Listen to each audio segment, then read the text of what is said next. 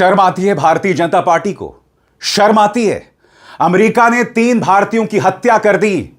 विदेश मंत्री एस जयशंकर की कमजोर प्रतिक्रिया और प्रधानमंत्री नरेंद्र मोदी जिनका स्वागत फ्रांस के नीस शहर में हो रहा है, अब वो डोनाल्ड ट्रंप से मुलाकात करेंगे G7 बैठकों के अंतर्गत।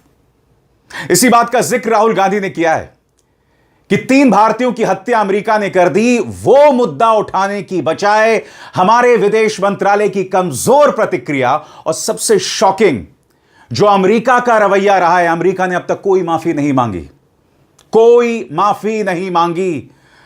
कायदे से भारत को कड़ी प्रतिक्रिया दिखानी चाहिए थी, अमेरिका को आईना दिखाना चाहिए था। याद कीजिएगा, जब अमेरिका के अंदर एक भारतीय राजदूत देवयानी खोबरागड़े का अपमान हुआ था, तब यहां पर अमेरिकी दूतावास के नाकों चने चबवा दिए थे उस वक्त की मनमोहन सरकार ने। आज जिस मनमोहन सिंह सरकार को आप कमजोर सरकार, साइलेंट पीएम बताते थे, हमारे प्रधानमंत्री नरेंद्र मोदी अब भी इस पर खामोश बने हुए हैं। 3 भारतीयों की हत्या, इनका पूरा प्रचार तंत्र बताने में लगा हुआ है कि उन जहाजों को वहां नहीं होना चाहिए था, उनकी गलती थी। 3 हत्याएं हो गई हैं, नहीं साहब, मगर नहीं। देखिए साहब, प्रधानमंत्री नरेंद्र मोदी फ्रांस पहुंचे हुए हैं और यहां नृत्य का लुत्फ उठा रहे हैं। अंग्रेजी में एक शब्द होता है दोस्तों, टोन डेफ, यानी कि जब आप मामले की सेंसिटिविटी, उसकी संवेदनशीलता को भूलकर कुछ ऐसा करते हैं जो पूरी तरह से संवेदनहीन हो, इनसेंसिटिव हो, यह है वो। फ्रांस के नीच शहर में जाकर आप नृत्य देख रहे हैं, नाच देख रहे हैं, आप ट्रंप से भी मुलाकात करेंगे। आपने गाजे बाजे के साथ ऐलान कर दिया कि हम ट्रंप से मुलाकात करने वाले हैं। 3 नागरिकों की हत्या अमेरिका ने कर दी है। और अस्सलाम वालेकुम दोस्तों, सिर्फ और सिर्फ अमेरिका भारतीय शिपों पर हमला कर रहा है दोस्तों, जो बहुत अच्छी बात है। ईरान में ये जा रहे थे क्योंकि आपको पता है ईरान हमेशा नमक हरामी करता है। ईरान ने अपनी बंदर अब्बास बंदरगाह दोस्तों भारत को दे दी है, यानी भारत के साथ एक नया खुफिया मुआहिदा किया है, जिसके तहत अब बंदर अब्बास बंदरगाह भारत यूज करेगा अफगानिस्तान के लिए और दोस्तों दूसरा सेंट्रल एशिया के लिए, असल में अफगानिस्तान के लिए, क्योंकि वहां से ये अफगानिस्तान के लिए माल भी भेजेगा, असला भेजेगा और दोस्तों पाकिस्तान को डिस्टर्ब करने के लिए सब कुछ करेगा। आप देखें तो हमने ईरान का साथ दिया, लेकिन दोस्तों नमक हराम ईरान ने पाकिस्तान के खिलाफ ही जाकर भारत को बंदरबास दे दी और इसी वजह से भारत के शिप वहां पर जा रहे थे। और दोस्तों पाकिस्तान बहुत खुश है कि भारत अमेरिका ठोक रहा है और दोस्तों कोई शिप नहीं छोड़ रहा, यानी 3 शिप आए थे, तीनों को ठोका गया है। और जो ईरान में थे वो ईरान में दुब कर बैठे हुए हैं, छुप कर बैठे हुए हैं। आपको आगे वीडियो भी दिखाऊंगा जिसमें आपको पता चलेगा कि सिर्फ और सिर्फ अमेरिका भारतीय शिपों को ही ठोक रहा है, जो बहुत ही अच्छी बात है। अब तक अमेरिका ने उसके लिए माफी नहीं मांगी है। क्या होना चाहिए था मैं आपको बताता हूं, गौर फरमाइए। भारत को अमेरिका से प्राथमिकता के क्रम में यह उम्मीद थी, नंबर 1 भारतीयों की मौत के लिए माफी, नंबर 2 भारतीयों की मौत पर दुख और अफसोस जताना, नंबर 3 भरोसा कि भविष्य में ऐसी घटना दोबारा नहीं होगी, कम से कम सैन्य कार्रवाई के नियमों, रूल्स ऑफ एंगेजमेंट में बदलाव करने का वादा, ताकि ऐसी गलतियां ना दोहराई जाएं। नेता विपक्ष ने भाजपा सरकार की कमजोरी पर प्रहार किया है। राहुल कहते हैं अमेरिकी हमलों में 3 भारतीय नाविकों की हत्या के चंद दिनों बाद ना अफसोस ना माफी, उल्टा अमेरिका ने आदेश देना जारी रखा है। उनके शब्द पढ़िए, अमेरिकी सेना के आदेश तुरंत माने, कोई उल्लंघन बर्दाश्त नहीं किया जाएगा। एक आजाद देश इस तरह की भाषा कभी नहीं सहेगा। लेकिन हमारे कॉम्प्रोमाइज्ड पीएम चुप, एक आज्ञाकारी नौकर की तरह सुनते हैं और आदेश मान लेते हैं। कॉम्प्रोमाइज पीएम देश के सम्मान की रक्षा नहीं करेगा, क्योंकि जो देश का अपमान करते हैं वो उन्हीं के वश में है। मगर प्रधानमंत्री नरेंद्र मोदी वो डोनाल्ड ट्रंप से मुलाकात करेंगे। सीधा सवाल, जब आप डोनाल्ड ट्रंप से मुलाकात करेंगे तो क्या आप यह मुद्दा उठाएंगे? क्या आप ट्रंप को आईना दिखाएंगे? मैं उम्मीद करूंगा प्रधानमंत्री आप ऐसा करेंगे, और अगर आप ऐसा करेंगे तो हम उसे मंच पे जगह देंगे। मगर अफसोस की बात यह है कि आपने देश की फॉरेन पॉलिसी का इस्तेमाल खुद को तो विश्वगुरु स्थापित करने में लगा दिया और आप बने भी नहीं, मगर भारत की विदेश नीति लगातार कमजोर होती गई। मैं फिर आपसे पूछना चाहता हूं, क्या अमेरिका इतनी हिम्मत चाइना या रूस के साथ कर सकता है? यानी कि आप उनके नागरिकों को मार दो और वो खामोशी से तमाशा देखते। आपने गौर किया है हमारे जो विदेश मंत्री हैं, जो आजाद भारत के इतिहास के सबसे नाकारा विदेश मंत्री हैं, उनकी क्या प्रतिक्रिया रही है? इतनी कमजोर प्रतिक्रिया कि मैंने मार्को रूबियो से बात की, यह गलत था, ऐसा नहीं होना चाहिए था। सबसे बड़ी बात, अमेरिका ने अब तक माफी नहीं मांगी है। उल्टा जो अमेरिकी प्रतिक्रिया है वो अगर आप देखेंगे तो वो निहायत ही शर्मनाक प्रतिक्रिया है। यह उनकी प्रतिक्रिया, और यह प्रतिक्रिया क्या कहती है, गौर फरमाइए। अमेरिका के बयान को अगर ध्यान से देखें तो यह 3 भारतीय नाविकों की मौत के मुद्दे पर और सख्त रुख दिखाता है। बयान का मतलब कुछ इस तरह से निकलता है। नंबर 1, जहाजों को अमेरिकी आदेश मानने पड़ेंगे, लेकिन क्यों? नंबर 2, अमेरिकी सेना शांति और सुरक्षा बनाए रखने की बात कर रही है, क्या निहत्थे जहाजों पर गोली चलाकर? नंबर 3, यह सब स्ट्रेट की सुरक्षा के नाम पर कहा जा रहा है, यानी हॉर्मूज की सुरक्षा के नाम पर कहा जा रहा है, जबकि अमेरिकी जहाज तो ओमान की खाड़ी में मौजूद हैं। अमेरिकी नाकेबंदी के उल्लंघन की बात की जा रही है। ऐसे कथित उल्लंघन पहले भी कई बार हुए हैं। ईरानी तेल की गैर कानूनी ढुलाई का आरोप लगाया जा रहा है, जबकि अंतर्राष्ट्रीय कानून के तहत यह गैर कानूनी नहीं माना जाता। अमेरिकी प्रतिबंध केवल आर्थिक दबाव का साधन है। नंबर 6, अमेरिका कह रहा है कि इसे बर्दाश्त नहीं किया जाएगा, चाहे इसमें लोगों की जान जाए या अंतर्राष्ट्रीय कानून पर सवाल उठे। मैं आपको याद दिलाना चाहता हूं दोस्तों, पूर्व वाणिज्य मंत्री कमलनाथ, जब इसी तरह से अमेरिका ने भारत की तौहीन करने की कोशिश की थी, तब क्या हुआ था? हमने अमेरिकी दूतावास के बाहर से सुरक्षा हटा दी थी। तब कमलनाथ ने कहा था कि यह नया भारत है, यह नया मीडिया है। अब हम वो सब नहीं सुनेंगे। और आज का मीडिया, सीफेयरर्स के ऊपर इतने सारे अटैक हो रहे हैं, इतनी सारी प्रॉब्लम्स क्रिएट की जा रही हैं, तो उसी के बारे में हम लोग कुछ टॉपिक पर बात करने के लिए हैं आप लोगों से। तो अभी हमारे भाई आपसे बता रहे हैं क्या है, कैसे सारी प्रॉब्लम्स, बताओ भाई अभी क्या है, हम लोग ईरान में ही है, माहौल इतना खराब है, सिर्फ इंडियन शिपों पे अटैक हो रहा है। क्यों भाई? आप एक दूसरे का लड़ाई हमको बीच में क्यों ला रहे हो? हम कोई मिलिट्री आर्मी थोड़ी ना है कि हमको ट्रेनिंग मिला लड़ने के लिए। हम सीफेरर हैं यार, देश की इकोनॉमी बढ़ा रहे, बिजनेस को बिजनेस बढ़ावा दे रहे, ऑयल ला रहे, तो हमारे ऊपर अटैक क्यों कर रहे हो आप लोग? क्या गलती है हमारा भाई?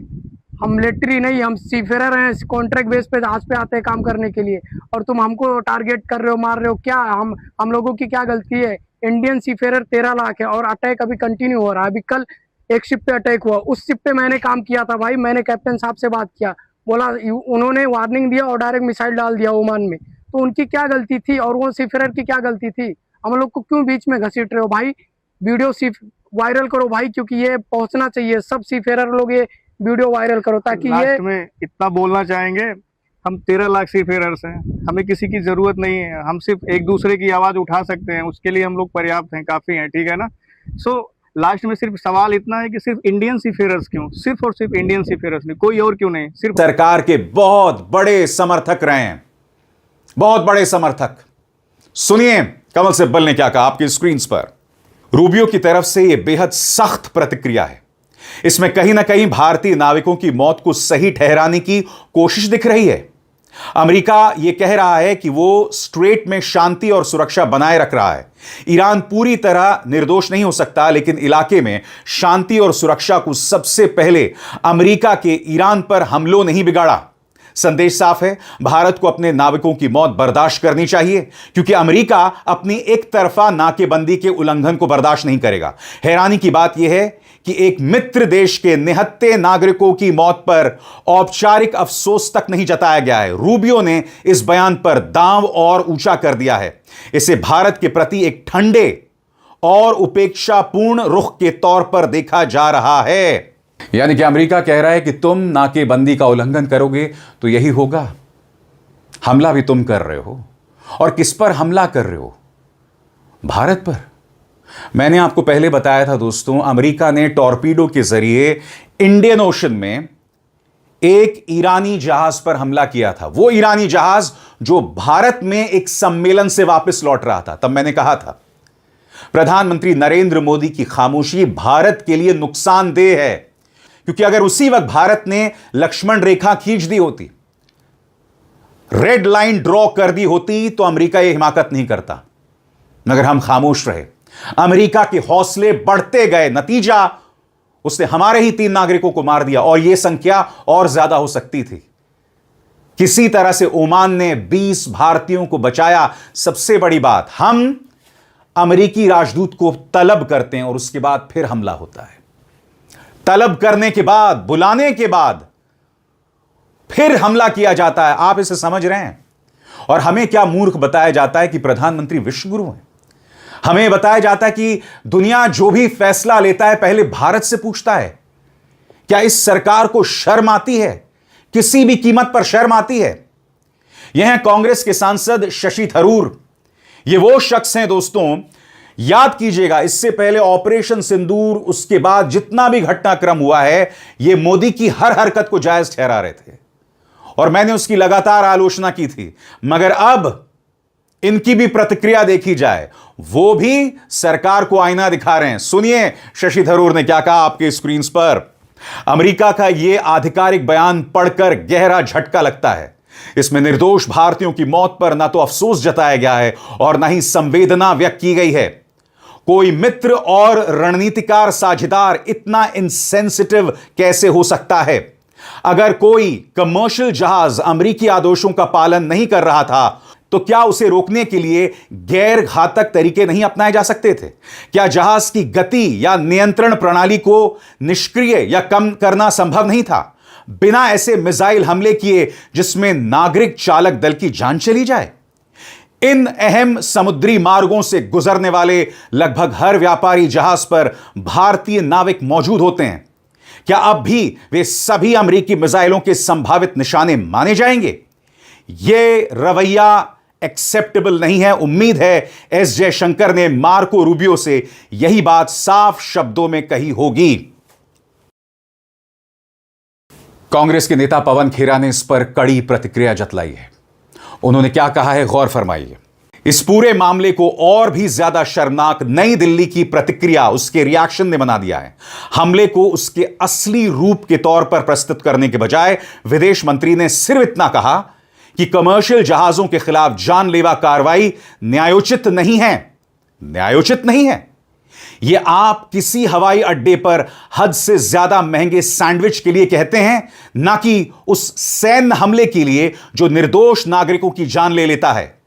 अमेरिका की कार्रवाई के लिए सही शब्द है गैर कानूनी, लापरवाह, अनएक्सेप्टेबल यानी अस्वीकार्य। लेकिन इसके बजाय हमें ऐसी सावधानी से गढ़ी गई साफ सुथरी शब्दावली सुनने को मिली जो किसी को नाराज नहीं करती, सिवाय उन परिवारों के जिन्होंने अपने प्यारों को खो दिया है। प्रधानमंत्री नरेंद्र मोदी, आपका स्वागत किया जा रहा है। एक बार फिर फ्रांस का नीच शहर आपकी चुनावी सभा बन जाएगा। मगर जिन 3 भारतीयों की मौत हो गई है उस पर आप अभी तक खामोश हैं।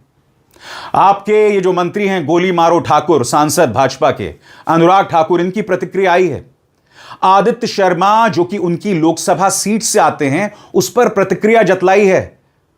मगर इतनी कायरतापूर्ण प्रतिक्रिया दी है अनुराग ठाकुर ने कि ट्रंप की आलोचना तो बहुत दूर, यूएस का नाम तक नहीं लिया इस आदमी ने। और याद कीजिएगा, इसी अनुराग ठाकुर ने न्यूज क्लिक पर कितना झूठ बोला था, कितना झूठ बोला था, और वो भी देशभक्ति के नाम पर, नेशनल सिक्योरिटी के नाम पर। और आज अमेरिका ने 3 नागरिकों की हत्या कर दी। अमेरिका का अहंकार बदस्तूर बना हुआ है। अमेरिका ने अब तक माफी नहीं मांगी, मगर ये लोग खामोश हैं। सबसे बड़ी बात, जो